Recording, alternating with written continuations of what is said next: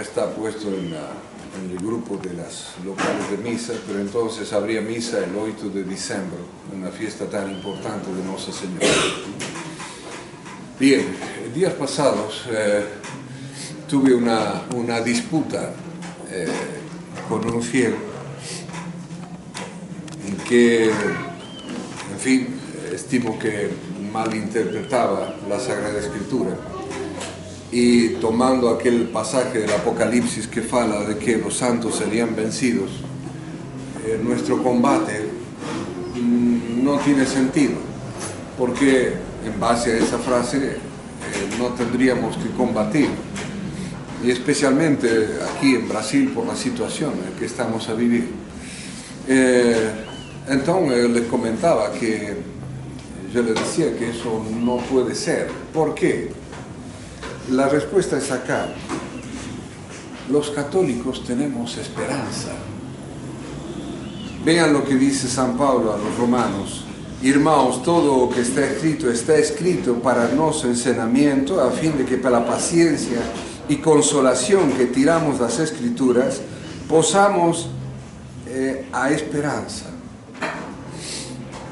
Sí, ya hemos hablado de este tema de la esperanza, pero es fundamental lembrar de que un católico siempre tiene que tener la esperanza. Incluso los católicos que van a vivir los 3 años y medio que gobernaría el anticristo, y que los cuales serían vencidos muchos católicos en aquel entonces, ainda así nuestra esperanza está siempre en el Señor, está siempre en alcanzar el cielo. Y Dios no nos pide la victoria, nos pide el combate. Pero para combatir siempre tenemos que tener el concepto de la esperanza. Nadie sale a combatir si tenemos pensado que va a ser todo un fracaso, por supuesto. Y ese fracaso que el demonio quiere que nosotros nos pongamos en la cabeza, es una manera de conseguir el quietismo, o sea, el no hacer nada. Y eso es totalmente anticatólico. El católico tiene que combatir, tiene que luchar. ¿Por qué? Para que Cristo reine. Para que Cristo reine en nos, en la sociedad, en las escuelas, en los trabajos. Porque si partimos de siempre, no vamos a conseguir nada, no vamos a hacer nunca nada.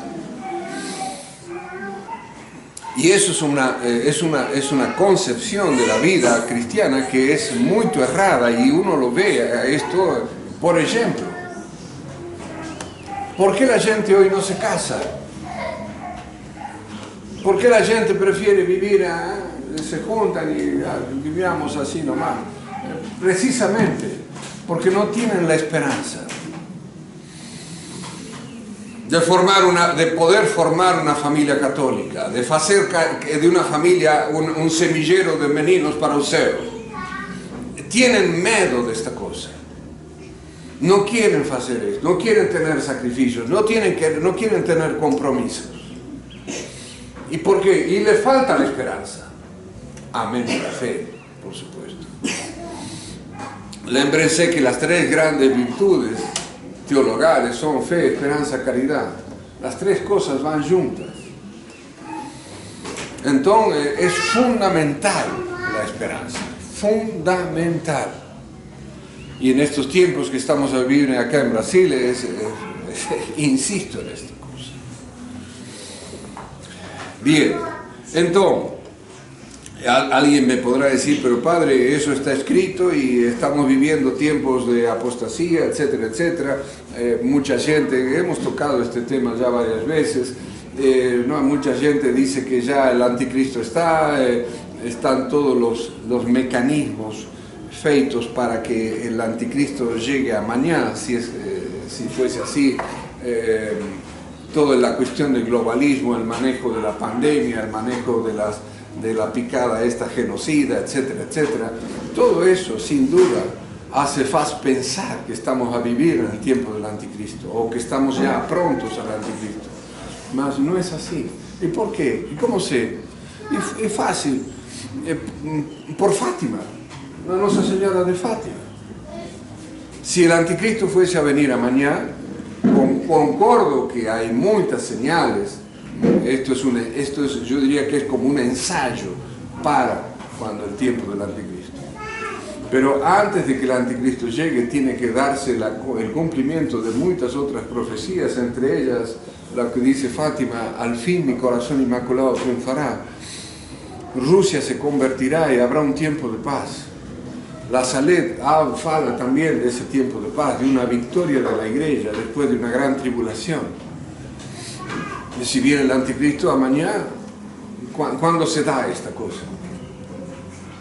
Algunos decían: no, es una blasfemia pensar esta cosa, porque si hubiese un triunfo del corazón inmaculado de María, después habría de nuevo una derrota. No sé, es un problema, Dios sabrá qué va a hacer con estas cosas, pero la Virgen prometió el triunfo de su corazón inmaculado. ¿Y cuándo? Y tiene el triunfo es aquí, no es allá. En los Zeus ya triunfa el corazón inmaculado, debe triunfar acá. ¿Y la conversión de Rusia dónde está? Rusia sigue siendo, en fin, mayoritariamente, creo que un porcentaje importante es ortodoxo, otro tanto musulmán, otro tanto judeo. ¿Dónde está la conversión? La conversión no es que haya...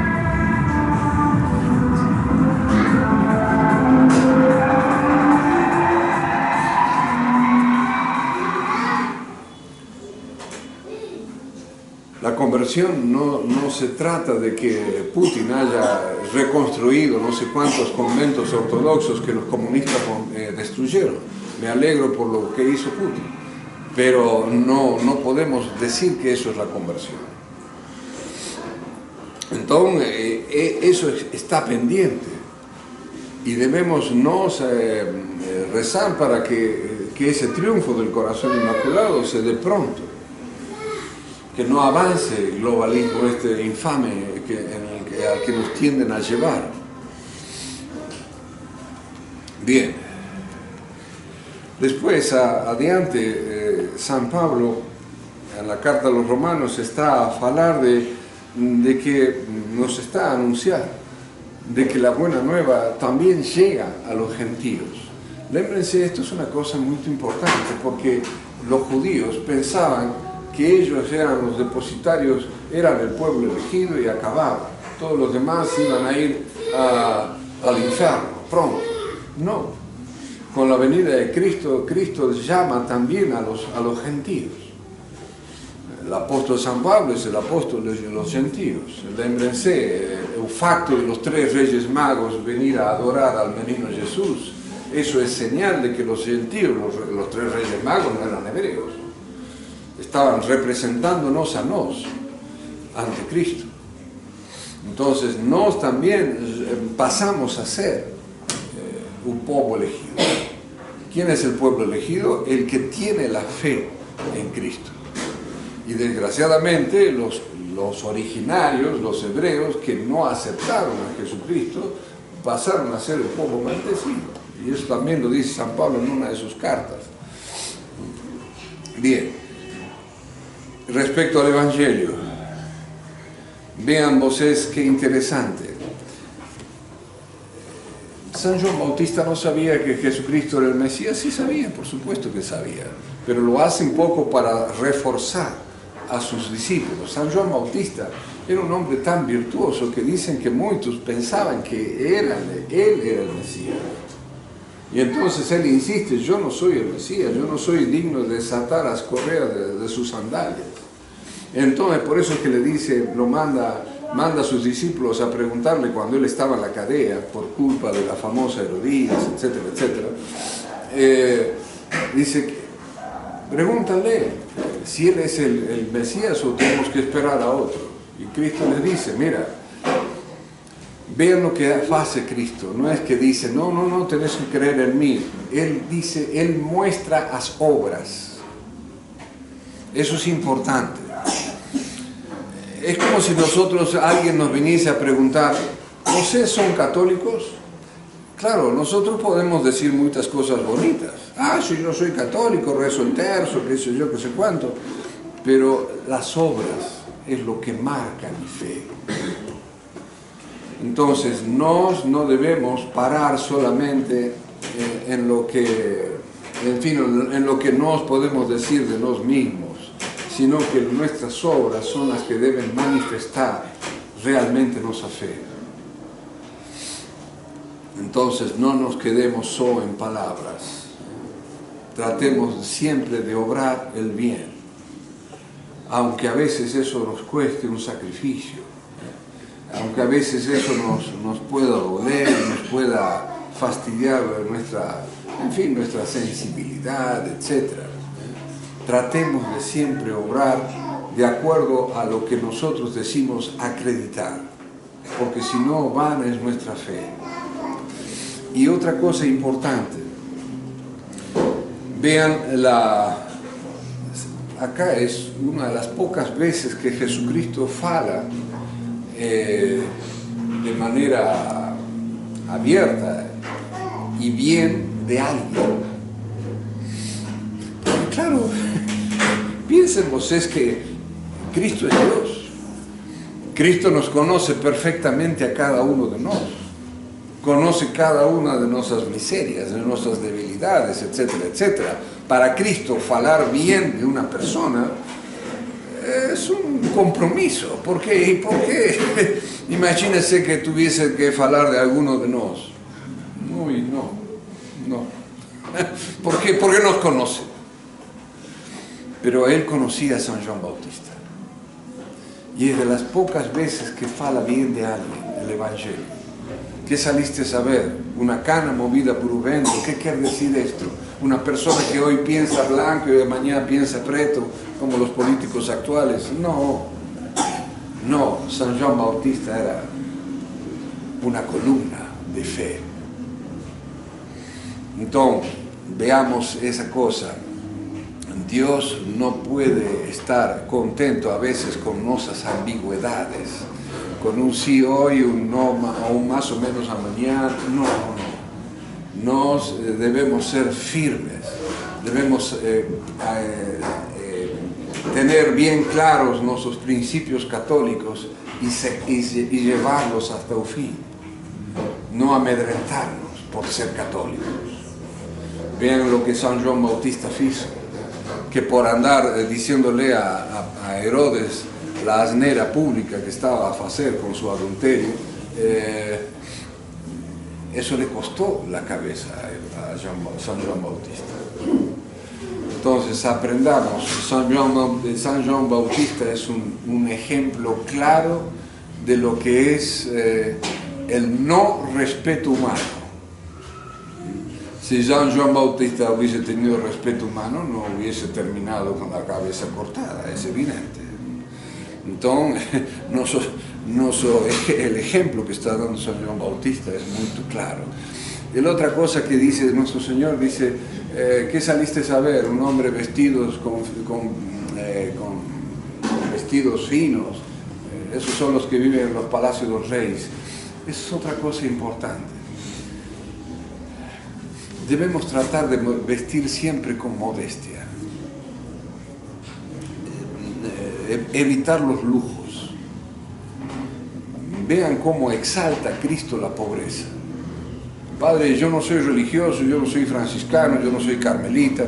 Sí, perfecto, ok, Dios sabrá, cada uno en su estamento, pero buscar siempre las cosas simples. En fin, cada uno sabrá no gastarse en cosas inútiles, en ropas de marca, para que la gente te vea con ropa de marca o cosas por el estilo. Eso es una vanidad total. Entonces, veamos todo el provecho que podemos sacar de estas palabras del Evangelio y ver cómo Cristo alaba a San Juan Bautista. Ojalá que nosotros al fin de nuestros días podamos escuchar alguna alabanza de boca de él respecto a nosotros. Ha sido un fiel, ¿no? Ha sido un filho fiel, un soldado fiel, que al menos es esa alabanza escuchemos de boca de nuestro Señor. Y otra cosa que me había esquecido, volviendo, discúlpenla, que me retrotraiga a la epístola. Todo lo que está escrito para nuestro enseñamiento, dice. En ese aspecto, lémbrense siempre de tener una buena Sagrada Escritura en su casa. No tengan Sagradas Escrituras modernistas y mucho menos protestantes. ¿Cómo yo conozco si tengo una Biblia protestante en mi casa? Porque las Biblias protestantes no tienen notas al pie. ¿Por qué? Y porque Lutero quería que tú pensaras lo que se te diera la gana sobre lo que ibas leyendo. En cambio, la Iglesia, y esto también lo marca el apóstol acá, cuando dice que seamos unánimes, unísonos y glorificáis a Dios Padre nuestro Señor Jesucristo, o sea que tengamos unidad de fe en Cristo. ¿Por qué hay 4.000 sectas protestantes distintas? Porque cada uno piensa en determinado pasaje de distinta manera a lo que el pastor del frente piensa. Pronto ya podemos hacer una nueva secta. No, la Iglesia tiene un unánime pensamiento en la Sagrada Escritura, y por eso es la importancia que la Sagrada Escritura siempre lean. Ahí tienen un evangelio de Mato Suárez, por ejemplo, o el evangelio de San Lucas. Siempre tiene que haber notas. Las notas es lo que orienta al lector a seguir el magisterio de la Iglesia. Entonces, si en sus casas tienen Biblias, la Biblia de Jerusalén, la Biblia del Ave María, la Biblia ecuménica, la Biblia alillo, ojo. Porque muchas veces la gente dice, no, pero es la palabra de Dios. La palabra de Dios, si está adulterada, es veneno puro. Veneno puro. Entonces, cuidemos de tener Sagradas Escrituras boas. La de Mato Suárez especialmente es la que más recomendamos en lengua portuguesa. Que la Virgen Santísima nos dé en este tiempo de Adviento un espíritu de penitencia, de confianza y de viva esperanza, para alcanzar un día un céu. Y recemos, no dejemos de rezar por nuestra querida patria. Ave María Purísima.